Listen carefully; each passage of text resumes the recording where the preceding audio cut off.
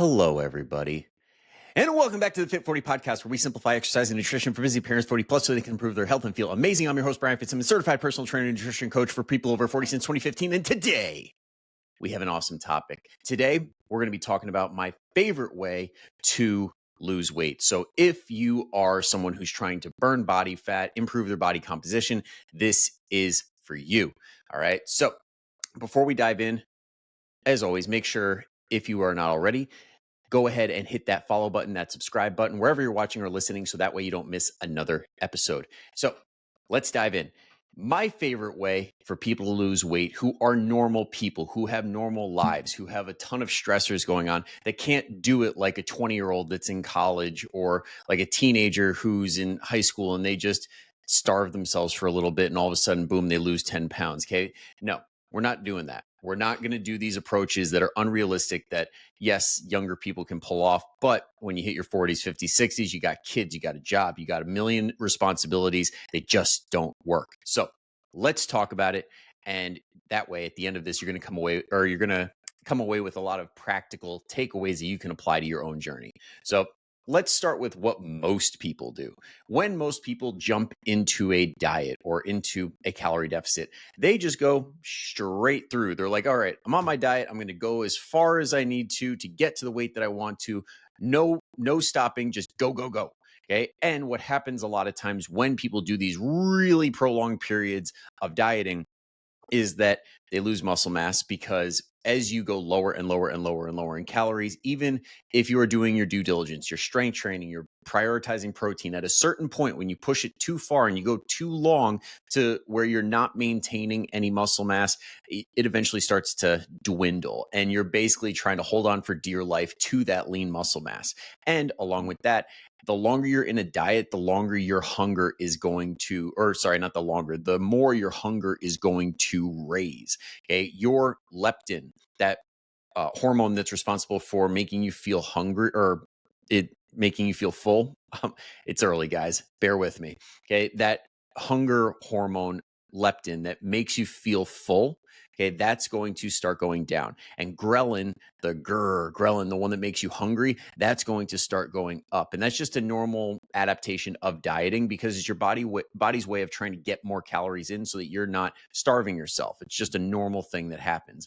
And while this is all going on and you're fighting this tooth and nail, trying to ignore these signals, you kind of lose your mind a little bit.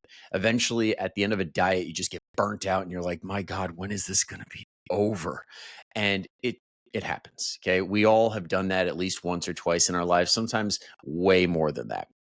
All right. And because we do these approaches that last way too long and we don't ever take a break, it usually results in gaining the weight back, never getting out of that diet cycle, and you're constantly on and off, on and off. Gain weight back phase, like that part where you're just like, oh my God, I can't stop the bleeding. Like this is a ship that is constantly filling up with water. I can't scoop the water out fast enough. And you're just seeing the weight go back on every time you hop on the scale. That is usually due to a number of reasons. Number one is the fact that calories just start to make their way back in. You're not even conscious of it. Sometimes it's so hard to figure out where it's actually coming from, because our brains will mess with us. Our brains will find ways to get you to put a little bit more on the plate, to ignore the scale a little bit more, to guesstimate a little bit more, because you've been eating this way for months. You know what it looks like, even though your brain is like, no, I'm going to make you eat a little bit more. And you're going to think that that's exactly the same amount you've been eating. Because then when you go back to actually putting it on the scale, you're like, ooh, I'm a little bit off now. Okay. That happens a lot. And on top of that, as you're losing that lean muscle mass, you are now burning less calories at rest than you otherwise would have if you maintain that muscle. So even though it's probably not a huge chunk, it is still a chunk that's contributing to gaining more weight. And when you're never out of this cycle, like I said, it feels like you're burnt out. It feels like you're stuck. It feels like you're in this prison of like, I can't eat more than I'm eating right now, because if I do, then that weight regain is going to be even worse. So now you feel like, oh my God, I can't do anything. I'm like, I'm in this place of, I don't know what to do, and I have no control.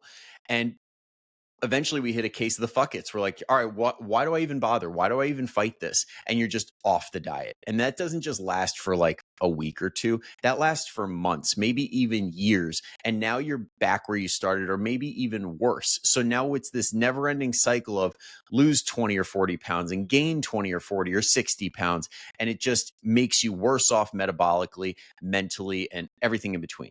So how do we not do that? How do we make sure that doesn't happen?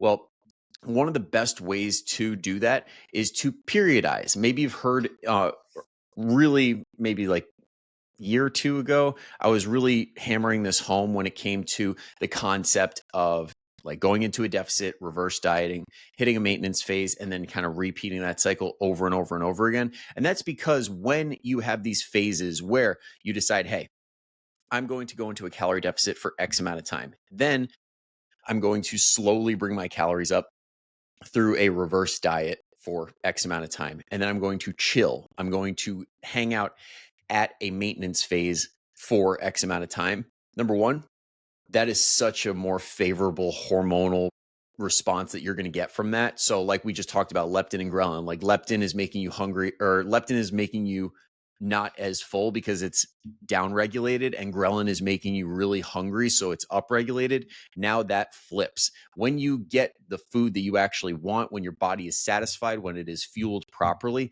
now they can be in a normal place. So you're feeling hungry when you're like genuinely feeling hungry, and you're feeling full when you're feeling full. We're not like on the two ends of the extreme. Now they're a little bit closer together, and it's a little easier to regulate how much food you're eating. And mentally, it's just a whole lot nicer, because when you come out of that diet and then all of a sudden you start eating a little bit more, you're like, oh, thank God, this is what I've been waiting for. Yes, I can eat a little bit more, a little bit more, a little bit more. And it's so much more satisfying. And then when you go back into the diet, when we're talking about like hormones, for example, because your leptin and ghrelin are in a really good place now, when you go down into that deficit, you're not as hungry. You're able to have a little bit more runway. Like I can tell you right now, I'm coming out of a maintenance phase and doing a little bit of a diet phase right now. And this happened too when I came out of family vacation earlier this summer, and I ate my face off. I had the easiest diet imaginable when I returned to a calorie deficit, because my body was fueled, it was feeling great, and I just wasn't as hungry on calorie deficit numbers. And that's what happens when you give your body these breaks, when you allow it to get the fuel that it's desperately desiring instead of just forcing your way through it. This is what is considered most optimal, is going through those phases of 1, 2, 3, diet, reverse diet, and then maintain or gaintain. Like if you're trying to really put on a lot of muscle, you can even push that to be in a little bit of a surplus, and that'll help you build the most muscle possible, depending on what amount of fat gain you are okay with getting. Because when you go into a surplus, you're going to gain fat. It's just kind of part of the deal. So if your goal is to build the most muscle possible, then you push it, you accept that fat gain, you build that muscle, and then you diet again, get rid of the fat that came with it, and then you do it all over again. And over time, you build the most muscle possible. But there's other ways to do it, but that's just fun fact.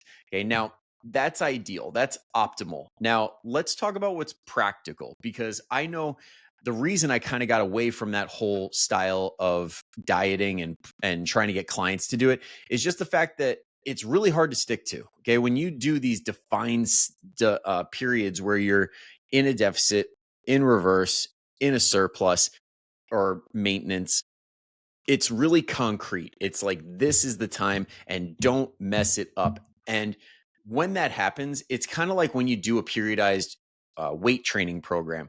Anybody who's ever trained anybody or ever done one of these programs will know, when you do a perfectly periodized program where it has a very nice progression model and everything looks beautiful on paper, but then you get sick. Okay, well, we missed a week. Now the whole thing is kind of complete crap. Or all of a sudden your work schedule changes, and now you can't do a whole hour in the gym. Now you can only do 20 minutes here and there, and boom, now the whole program is shot, and you just got to basically wipe it clean and restart. No different when it comes to dieting, because when we are doing this diet, okay, let's say we're supposed to be doing it for 6 weeks. Okay, well, say you get COVID, or say like your kid gets sick, or say you're now going into busy season at work and 2 or 3 of those weeks are shot. It's like, okay, so we're not really dieting for 6 weeks. And then you got the reverse coming up. Even though you didn't really lose that much weight and you're still reversing, you feel like you have to put yourself in that position where, hey, it's time to reverse. So I have to do it. So now we're getting slower results on the fat loss side of things because we're trying to really stick to this concrete timeline. So now it's not really serving your goals in the best way possible, even though technically it's optimal. Okay, so what do we do? How do we make it more practical? How do we make this work in a normal lifestyle where we aren't always in control of our schedule? We're not always able to predict what's going to happen. Okay, this is the model that I've shifted mostly towards because, like with my clients, we do monthly Zoom strategy sessions. So basically, in that strategy session, we decide, hey, is this next month going to be a maintenance month or a deficit month? And then we kind of go back and forth. And when we do that, it results in really good results. I try not to use the same word twice, but the reason that we do this is because monthly, you kind of have an idea of like your social schedule, your trips that you're going to go on, or if you know it's going to be a busy season at work, like for accountants, that's like the easiest one. Like when we're getting into that like zone of the year when taxes are about to hit, you know, you're going to be locked into the computer a lot. So it's like, okay, why don't we try to not diet during that time? Or maybe we do try and diet during that time because sometimes people thrive when they're super busy and it makes it easier to stay on plan. And when their schedule is more free, they get a little bit loose with things. So it really just depends on your personality type and what works best for you. But you got to understand what season that you're in, what you got going on, and then game plan accordingly. So what I like to do when we're into a deficit with my clients is we tend to go on like the lower side of things, because if we're only going to be doing this for a month, we don't really want to waste that much time getting into a deficit and trying to figure out, okay, so you're going to log your food for 1 to 2 weeks, and then I'm going to estimate your calories, and then I'm going to subtract 500 calories. Then we're going to see how you respond. And then 3, 4, 5, 6 weeks are gone before we even get you into a deficit. So I like going the opposite end of that, where it's like, okay, let's get your basal metabolic rate, which is your resting energy expenditure, not counting your non-exercise activity, your thermic effective food, or your exercise activity. And we'll take that number and give you 200 extra calories. Now, that would, for most people, be very, very low, and it would result in too fast of weight gain or weight loss.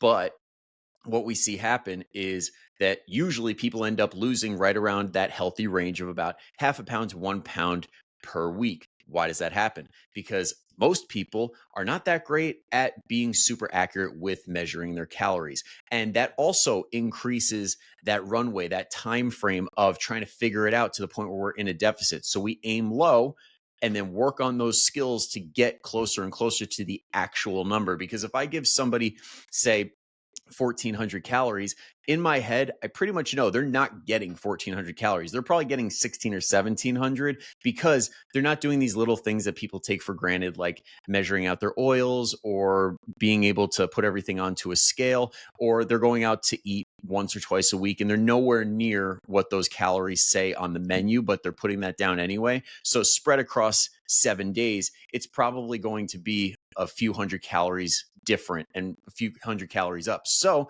instead of just saying, you're not tracking hard enough, you're not doing this perfectly enough, I'm like, all right, well, why don't we just add that into the form or into the equation and set you a little bit low? Even though you may feel like I'm only eating 1,200 calories, we have the conversation of, you're probably not. It's probably closer to 1,500, 1,600 calories, but we're taking that into account. You're tracking 1,200 calories, and then we got like 300 to 400 of like wiggle room.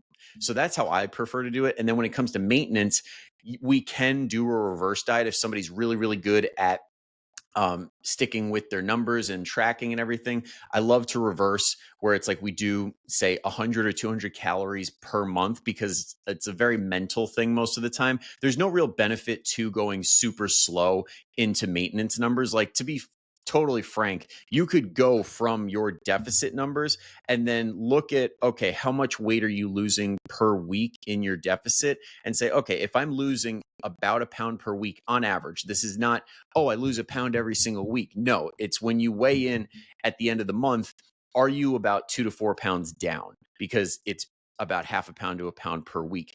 If that's the case, take that number and say, okay, you were down 4 pounds. That means you lost a pound per week. That means we have about 500 calories of a deficit, because 3,500 calories is about a pound of fat.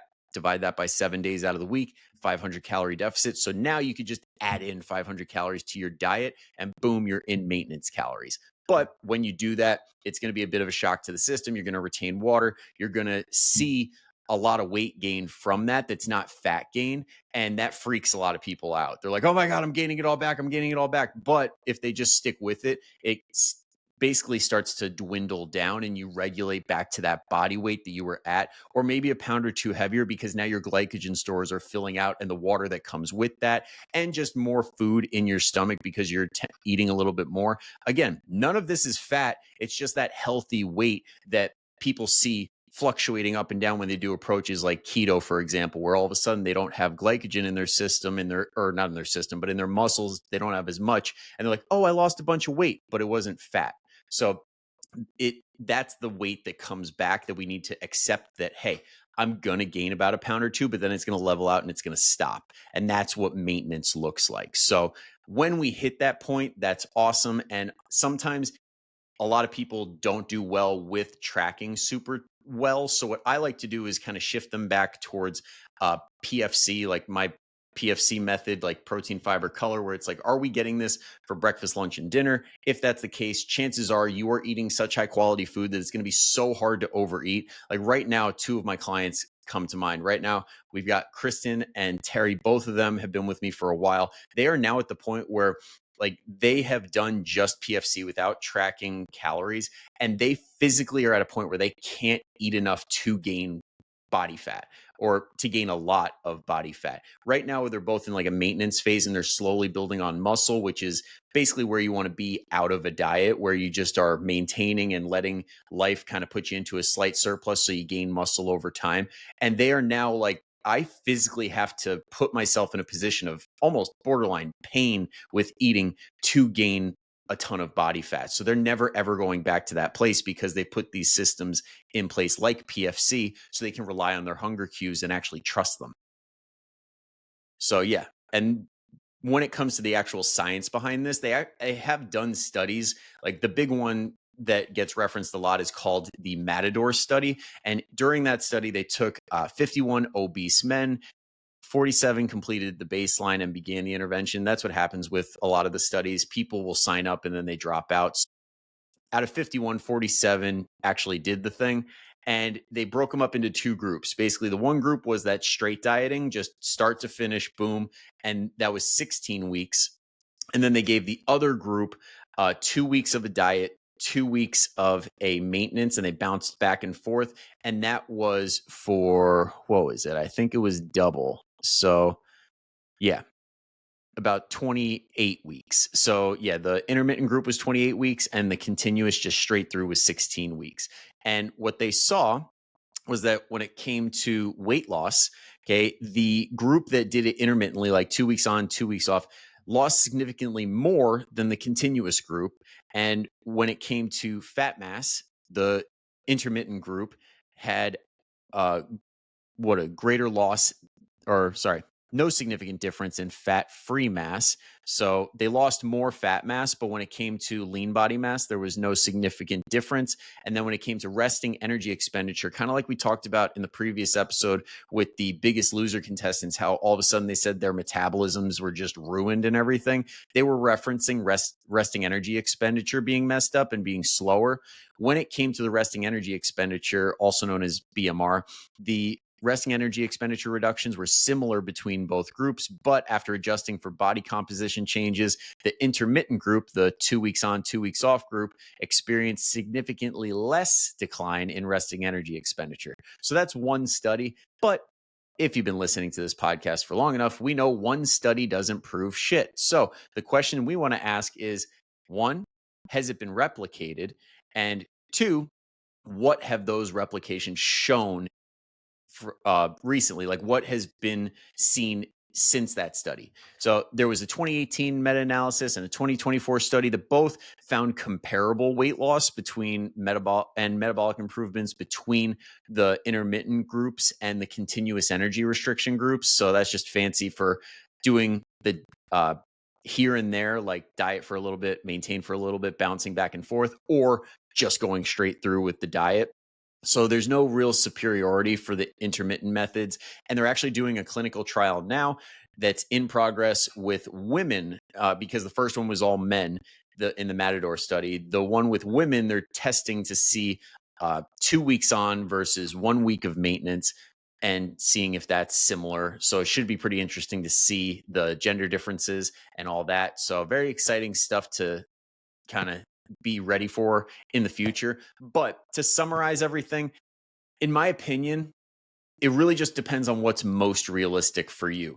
Now, do when you can diet. If you are the type of person that lives a life where you could just go straight through and there won't be any real stressors in your way, like say you don't have kids and like you and your spouse live a relatively stress-free lifestyle, or maybe just you, whatever, like you just have that type of life where you can go straight through, go for it. No biggie. But if you do have kids, if you do have a stressful job, if you do have these fluctuating things where your schedule is not always set and your stress is not always in the best place, depending on the time of year, then at the end of the day, I think it does serve you best to diet when you can and maintain when you must. You just got to understand how to do that in the right way and understand what exactly that looks like, because it's not as simple as just use these calories or just do this. Okay. There's a lot of factors that are at play here when we're in a diet, when we're in maintenance, as far as expectation setting, getting your mind right around things, how to adjust when things get a little bit weird when it comes to your exercise, when it comes to your food, when it comes to your numbers, all that stuff. There's a million and one factors. And this is why so many people struggle. This is not a simple thing. You need to understand what is required based on your specific situation. So that's why I do what I do. And that's why I actually came up with that program I've been mentioning that is called the First Five. Basically, it's how you lose the first 5 pounds on your journey during that first month. And you do it in a sustainable way. You understand all the stuff I just mentioned. And I coach you through the entire thing because it's my premium coaching where you get everything. You get the top-notch accountability. You get awesome workouts that are time friendly. You get these strategies that I'm talking about, but I'm doing all your numbers for you. So if you're interested in that and you want to learn more, go ahead and click the link down in the description or the show notes, wherever you're watching or listening. And yeah, we'll take it from there. But otherwise, I hope you enjoyed this episode. I'll be back with another awesome one coming up next week. But until then, go kick some ass. I'll see you later.